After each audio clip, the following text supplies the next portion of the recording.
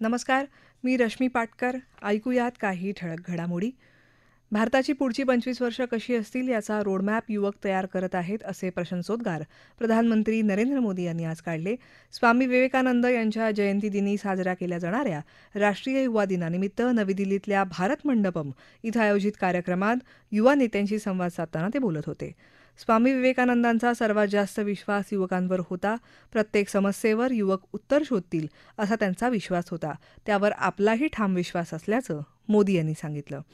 प्रदेश भाजपच्या अधिवेशनाला आज शिर्डी इथं मुख्यमंत्री देवेंद्र फडणवीस यांच्या हस्ते दीपप्रज्वलन करून सुरुवात झाली. केवळ सरकार बदलणं नाही तर समाज बदलणं हे भाजपाचं उद्दिष्ट आहे, असं भाजपाचे ज्येष्ठ नेते केंद्रीय मंत्री नितीन गडकरी यांनी यावेळी सांगितलं. हिंदवी स्वराज्याचे संस्थापक छत्रपती शिवाजी महाराजांच्या मातोश्री राष्ट्रमाता जिजाऊ यांची जयंती आज राज्यभरात मोठ्या उत्साहात साजरी होत आहे. जिजाऊंच्या जयंती सोहळ्यानिमित्त बुलढाणा जिल्ह्यातल्या सिंदखेड राजा इथल्या राजवाड्यात जिजाऊंच्या जन्मस्थळी सूर्योदयावेळी शासकीय महापूजा करण्यात आली. राज्य परिवहन महामंडळाच्या ताफ्यात यावर्षी 2,500हून जास्त स्वमालकीच्या नव्या बसगाड्या दाखल होत असून याद्वारे राज्याच्या प्रत्येक रस्त्यावर नवी एसटी धावताना दिसेल, असं प्रतिपादन राज्याचे परिवहन मंत्री प्रताप सरनाईक यांनी केलं आहे. ते आज ठाणे इथं राष्ट्रीय रस्ता सुरक्षा अभियानाच्या उद्घाटन प्रसंगी बोलत होते. याबरोबरच हे बातमीपत्र संपलं.